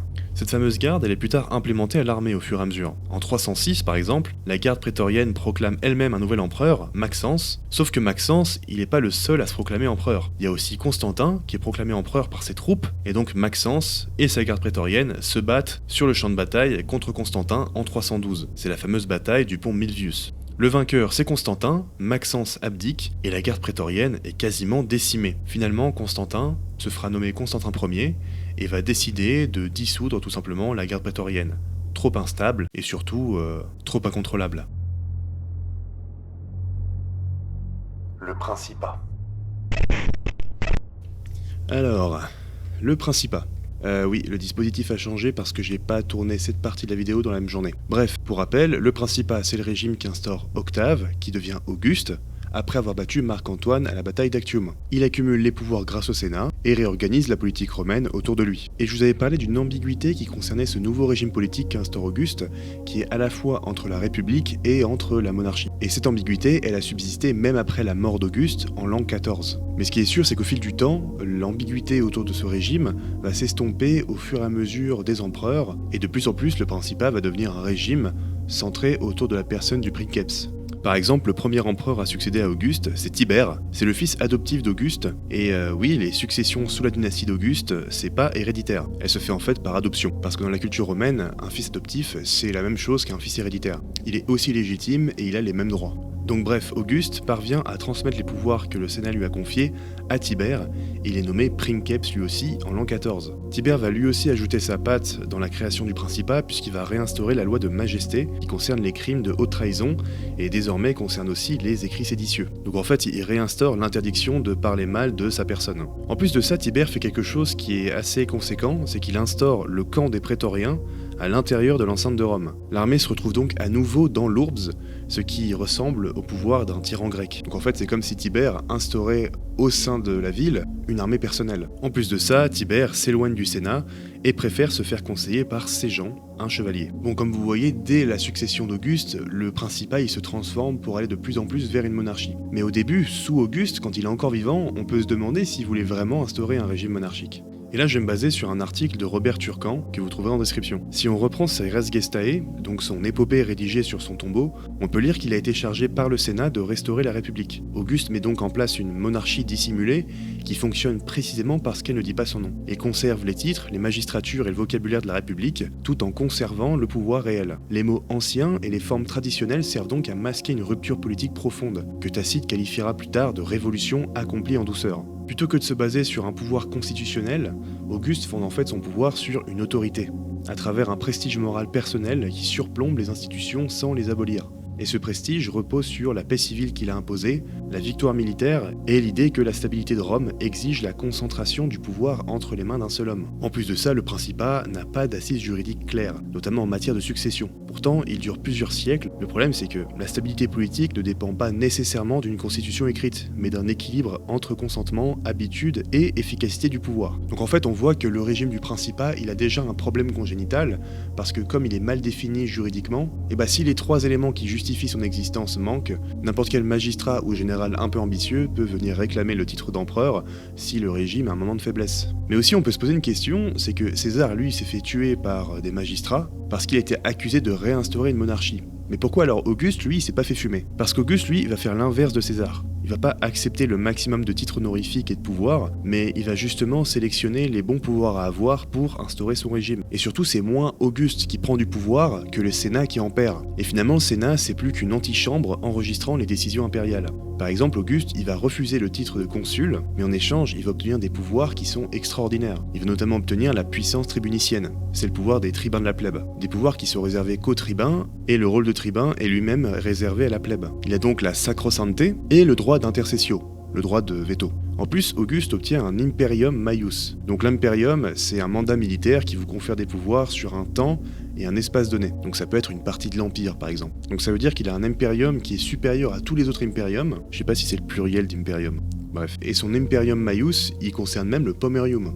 Donc en fait, c'est un imperium qui est illimité dans l'espace et le temps. Donc du coup, on a vu que le régime impérial, c'est un régime qui est ambigu à ses débuts, mais est-ce qu'on peut dater le moment où ça devient vraiment un régime impérial et monarchique assumé? Et je vous ai retenu 2 dates dans l'histoire de l'Empire romain. La première date, c'est lorsque la Lex di Imperio Vespasiani est proclamée en l'an 69. Elle est instaurée sous la 2e dynastie impériale, après celle d'Auguste, soit celle des Flaviens. Proclamée par Vespasien, elle formalise juridiquement le pouvoir impérial car c'est le seul document officiel conservé qui définit explicitement les pouvoirs d'un empereur romain. Le vocabulaire reste républicain toutefois, mais les pouvoirs extraordinaires du princeps sont explicitement signalés. Alors le texte, il sert surtout à formaliser le régime du Principat pour qu'il ne repose pas seulement sur l'autorité de l'empereur, mais sur des lois formelles. Et ce besoin de stabilité par écrit, il est nécessaire puisque en l'an 69, Rome sort d'une nouvelle guerre civile où 3 empereurs se sont succédés à la même période, après le règne et la mort polémique de Néron, le dernier empereur de la dynastie d'Auguste. Vespasien est le dernier empereur de l'année 69 qui va définitivement succéder à Néron. On appelle d'ailleurs cette période compliquée l'année des 3 empereurs. Et il va installer sa dynastie,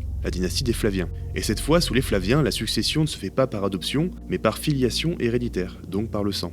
Donc en fait, le contexte de cette loi, c'est qu'on a un nouvel empereur avec une nouvelle dynastie et qui veut garantir la succession future vu que lui-même vient de prendre le trône alors qu'il n'est même pas un membre de la dynastie précédente.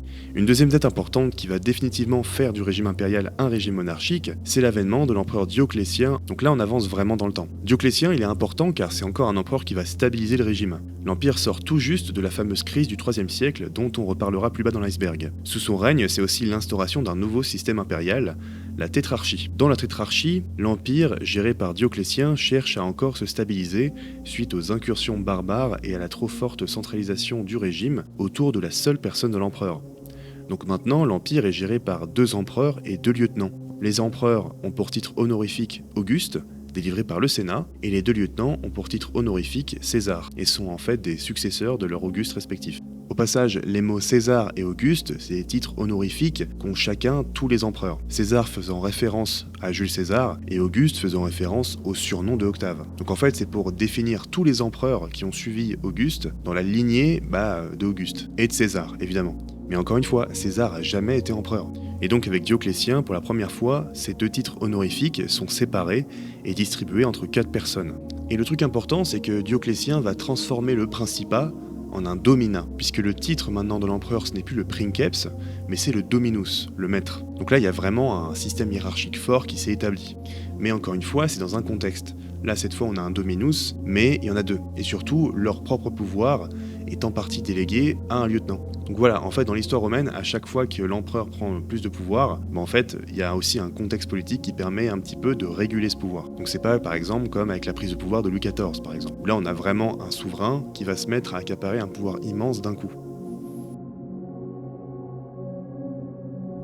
Imperator et Imperium.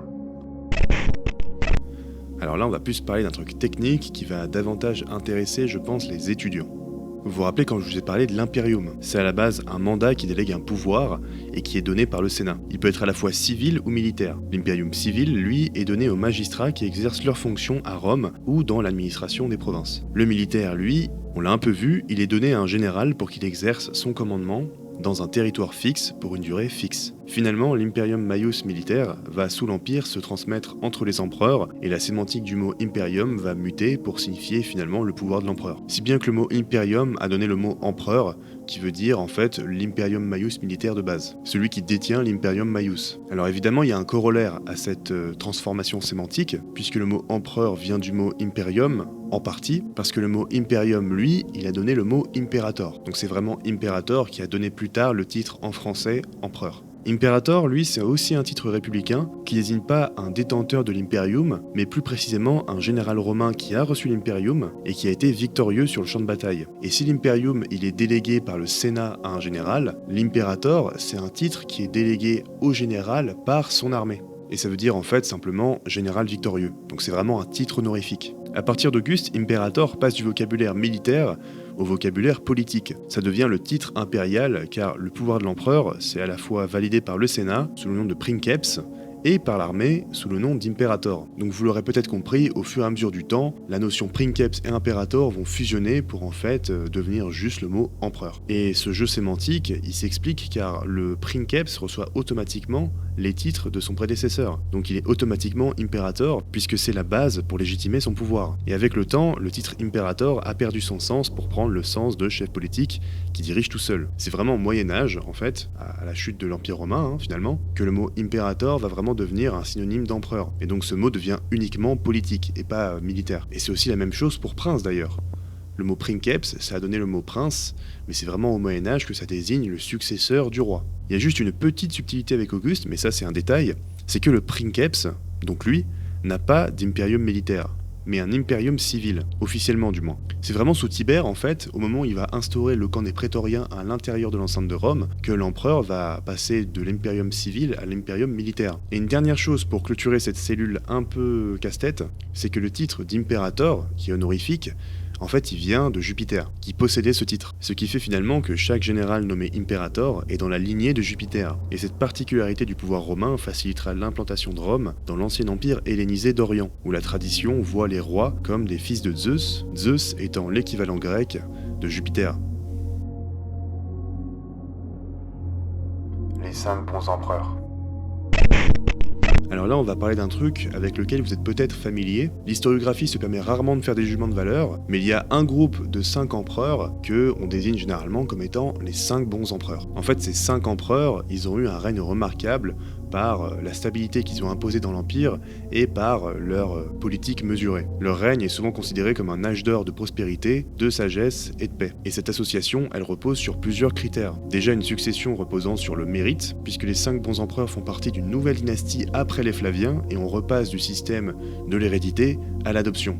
Il y a aussi un autre critère, c'est les bonnes relations entretenues entre l'empereur et le Sénat. Le dernier critère, c'est une administration efficace et une relative paix intérieure. Le terme 5 bons empereurs a été inventé par Machiavel, lorsqu'il écrivait ses commentaires sur l'histoire de Tite-Live. Mais le terme, il est popularisé par un historien anglophone très connu pour avoir écrit un ouvrage de référence en 1812, Edward Gibbon, dans son histoire du déclin et de la chute de l'Empire romain. Alors qui sont ces 5 bons empereurs? Déjà, ces 5 bons empereurs font partie de la dynastie des Antonins, la même qui suit celle des Flaviens, elle-même qui suit les Julio-Claudiens, la dynastie d'Auguste. Les Antonins, c'est une dynastie qui s'installe en l'an 96.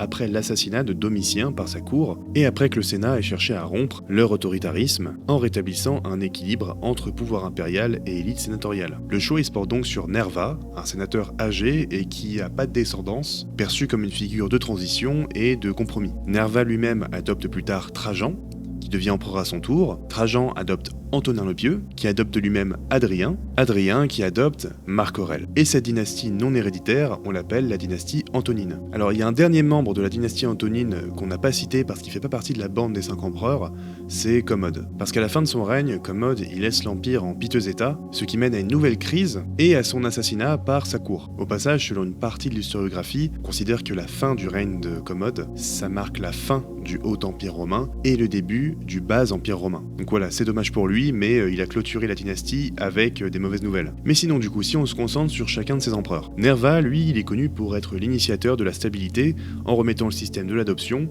et en instaurant un régime de mérite. Trajan, lui, il est assez connu et il mène une politique de conquête militaire ambitieuse, notamment contre les Daces, portant l'empire à son extension territoriale maximale. Donc c'est vraiment sous Trajan que l'empire romain atteint son apogée territorial du moins. Il renforce aussi la cohésion interne par les grands travaux, notamment des forums, des routes ou des ports, et par une politique sociale, notamment le programme des Alimenta, en faveur des enfants pauvres d'Italie. Adrien, je lui ai dédié une vidéo sur ma chaîne YouTube si ça vous intéresse, mais en gros, lui, il va rompre avec la logique de conquête et va choisir la consolidation de l'Empire. Il fixe les frontières, symbolisées par le mur d'Adrien en Bretagne, et il va réformer l'administration impériale. C'est aussi un grand voyageur, donc il parcourt l'Empire pour mieux le gouverner et renforce l'unité impériale par le droit et la culture. Antonin le Pieux, lui, il incarne un peu un règne de paix intérieure exceptionnel. Il mène pratiquement aucune guerre et se consacre à une gestion rigoureuse des finances et de la justice. Marc Aurèle, enfin, vous le connaissez forcément puisqu'il est à la fois empereur et philosophe stoïcien. Son règne, lui, il est confronté à de graves crises, notamment des guerres contre les peuples germaniques, les épidémies et les difficultés économiques. Il gouverne néanmoins avec un fort sens du devoir et laisse évidemment une œuvre majeure, les pensées.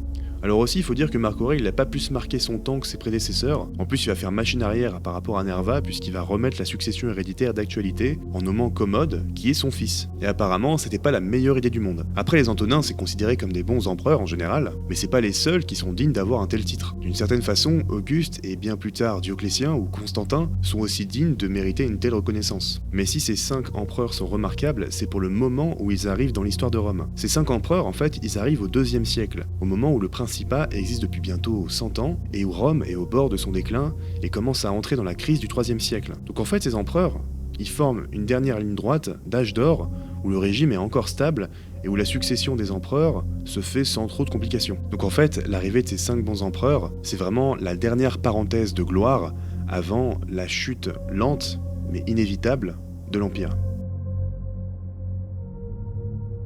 Les Ides de Mars. Là, je vous propose de revenir un peu sur l'assassinat de César, qui a eu lieu le 15 mars 44 avant notre ère. Donc ce jour, César choisit de se rendre à la séance du Sénat, déplacé exceptionnellement à la Curie de Pompée. La Curie de Pompée, c'est un bâtiment qui est rattaché au théâtre de Pompée, que le fameux général éponyme a fait construire à Rome, en signe de don à la plèbe et aux Romains. Bref, la Curie de Pompée, c'est une salle annexe utilisée lorsque le Sénat ne peut pas se réunir dans son siège habituel au Forum, notamment en raison de travaux ou de circonstances exceptionnelles. Donc ce déplacement du lieu de la réunion du Sénat, elle n'est pas anodine, parce qu'il y a une partie des sénateurs qui veut isoler César de sa garde rapprochée. César s'y rend parce qu'il est dictateur à vie et qu'il doit consulter le Sénat comme l'exige son rôle pour prendre conseil auprès des hauts dignitaires de Rome qui y siègent. Sauf qu'il y a un truc qui se trame dans une partie de l'élite sénatoriale qui a peur d'un retour de la monarchie. Le groupe de conjurés s'organise autour de deux personnalités. Déjà Caius Cassius Longinus, ainsi que le fameux Marcus Junius Brutus. Au passage, ce Brutus serait selon lui-même le descendant direct de Lucius Brutus, un des insurgés qui aurait renversé le dernier roi de Rome, Tarquin le Superbe, et qui aurait été un des fondateurs de la République. Donc autant vous dire que les insurgés ils sont bien contents d'avoir un mec comme ça dans leur team. Les conjurés choisissaient à la hâte le moment et le lieu parce que César doit partir dans quelques jours pour mener une nouvelle campagne. Donc ils ont choisi de le fumer au Sénat. Au moins, ils sont sûrs qu'il viendra, et en plus il viendra sans armes, vu que la curie c'est un lieu sacré. L'objectif est simple, d'y aller avec des poignards et de faire en sorte que chaque conjuré poignarde César en même temps, afin de masquer l'assassinat sous l'apparence d'un acte politique collectif. Et en plus de ça, ça permet de partager la responsabilité. Donc dans leur tête, ce qu'ils veulent, c'est d'encercler César sous prétexte de lui présenter une requête, puis passer à l'acte directement. Donc tous les sénateurs, qui sont environ 900, sont réunis dans la curie. Et déjà, on peut savoir que l'info s'est ébruitée. Certains sénateurs, pourtant plutôt favorables à César, font signe aux conjurés qu'ils sont de tout cœur avec eux. Et d'autres ont juste la trouille, donc voilà. Et puis César arrive. Alors le premier truc que les conjurés et tous les sénateurs remarquent, c'est que César, déjà il est en retard de plusieurs heures, et qu'il a un peu l'air d'avoir la gueule de bois en fait. Ouais, en fait, apparemment, il aurait passé sa dernière soirée chez son maître de cavalerie, Lépide, mais aussi s'il est en retard et un peu à moitié mort, c'est que, en fait, il a pas assez dormi à cause de cauchemars funestes qui a annoncé une sorte de tragédie qui allait lui arriver. Le premier à lancer l'attaque, c'est Publius Servilius Casca, qui plante son poignard dans le corps de l'impérator dictateur. Ensuite, plusieurs autres sénateurs renégats suivent, et César se retrouve avec 23 coups de couteau dans le corps. On imagine que César n'avait aucune chance face à un tel attentat, car si les conjurés étaient effectivement hésitants au début à lancer le premier coup, la meute qui s'est jetée sur lui a probablement dû être menaçante au début, puis décevante, parce que sans qu'il le prévoie, il se retrouve avec ses anciens meilleurs alliés de la guerre civile, voulant le tuer désormais, l'arme à la main, et il découvre leur visage au fur et à mesure lorsqu'il les voit se rapprocher avec la lame. Après que César soit mort, la première inquiétude des sénateurs césaricides, c'est la justification de leur acte devant le peuple. Ils vont nommer publiquement les personnalités éminentes qui ont soutenu leur projet, comme pour avoir une caution morale. Le truc c'est que César était super populaire et qu'au moins certes il était dictateur, mais qu'il a protégé la plèbe des volontés de l'élite sénatoriale qui voulait continuer à jouir de ses privilèges en politique. Au passage, il y a un détail qu'il faut mentionner, c'est que beaucoup de gens pensent que Brutus était le fils de César. En fait, si on croit ça, c'est pour la fameuse phrase qu'aurait prononcée César en le voyant. Tu quoque mi fili. C'est une phrase interrogative qui veut dire toi aussi mon fils. Mais en fait, c'était pas son fils. Le mot fils est en fait utilisé pour marquer une affection. Et Brutus était effectivement proche de César parce qu'il a fait la guerre avec lui. Donc maintenant, question, est-ce que César était vraiment une menace pour la République? Ou disons plutôt, est-ce qu'il a mérité un tel sort? Alors c'est pas moi qui vais vous répondre là comme ça parce que il faudrait faire une vidéo de 1 heure sur la politique de César, mais en tout cas c'est un débat qui a duré très longtemps et qui continue encore d'exister. Par exemple pour le poète Dante du XVIe siècle, qui est notamment connu pour la Divine Comédie, et dans la Divine Comédie, dans le chapitre sur l'enfer, on peut retrouver en enfer non pas César, mais Brutus, aux côtés de Judas. L'Orient. Alors là, on va parler d'un gros sujet, mais pareil, peut-être que ça intéressera plus les étudiants. Comme vous le savez, l'Empire romain s'est scindé en deux parties au IVe siècle, l'Occident et l'Orient. Cette séparation, elle a eu lieu donc parce que l'Empire était beaucoup trop grand et qu'il fallait répartir le pouvoir. Mais aussi parce que le format Orient-Occident, c'est déjà quelque chose qui est dans la tête des Romains depuis la République. Et peut-être que vous avez déjà la réponse qui explique pourquoi on divise ces deux réalités. C'est qu'en Orient, on a connu la culture grecque. Alors pourquoi la culture grecque s'est étendue au-delà de la Grèce? Ça date en fait de l'époque d'Alexandre le Grand, qui d'abord était roi de Macédoine, puis ensuite a conquis la Grèce avec son père, Philippe II, et qui ensuite a étendu la culture grecque en même temps que son empire, jusqu'à l'Indus, donc en Orient. Et en gros, sur le plan géographique, on parle d'Orient pour désigner tout ce qui est à l'ouest de la Grèce. Donc l'Orient, en fait, ça désigne à la fois tout ce qui est à l'est de la Grèce, mais ça comprend aussi notamment l'Égypte, et tout ce qui est à l'est de l'Égypte. Parce qu'en plus, logiquement, l'Égypte, ça faisait partie de l'empire d'Alexandre le Grand. Et que donc, depuis cette époque, l'Égypte est très hellénisée. Hellénisée, je rappelle, ça veut dire, en gros, gréquifié, quoi. L'extension de l'Empire romain en Orient a été initiée, comme je l'avais dit avant, sous Pompée, puisqu'il a étendu l'Empire dans une partie de l'Orient méditerranéen. Et donc, quand les Romains s'installent en Orient, il y a déjà une sorte de respect qui s'instaure entre eux et la culture locale, parce qu'évidemment, ils considèrent que la culture grecque, c'est une culture qui est illustre et noble. Et c'est pourquoi, du coup, l'Orient fait partie d'une politique particulière dans l'administration. Notamment, il y a une particularité, c'est les princes clients. Et oui, il y a une partie de l'Empire romain qui n'a pas été dirigée par des gouverneurs ou l'Empire directement. L'Empire a délégué des pouvoirs et des droits régaliens à certaines parties des provinces d'Orient, et donc ça a permis de s'adapter à la culture locale et d'avoir plus de stabilité. Alors le qualificatif de client, c'est plutôt une invention moderne. Les Romains ils disaient plutôt roi, ami et allié. C'est même un titre officiel, on parle de rex socius. Certains rois clients étaient d'ailleurs élevés à Rome. Ainsi, Caligula conservait une amitié proche de jeunesse avec Agrippa Ier, Antiochos IV de Commagène et le fils de Cotisuite de Thrace.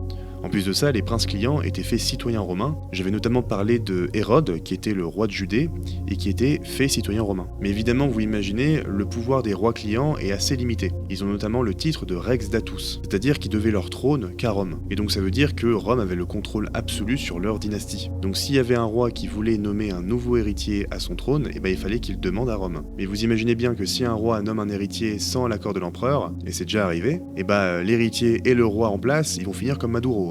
Au final, les règnes des rois clients ont fini par s'éteindre, et en fait c'est une volonté très calculée de l'Empire. C'est qu'en fait les empereurs avaient déjà pensé à remplacer petit à petit les princes par le système provincial classique. Et en fait ces princes clients, ils ont juste préparé en quelque sorte l'instauration définitive de l'administration romaine. Et donc il n'y avait plus de raison de les maintenir au pouvoir. Alors il y a une autre particularité avec l'Orient, c'est que comme on était en face d'une culture grecque qui était reconnue comme étant supérieure par Rome, il y avait beaucoup plus de tolérance sur les cultes ou les lois locales. Il y a juste un cas qui est particulier, qui n'est pas lié aux Grecs, c'est la Judée.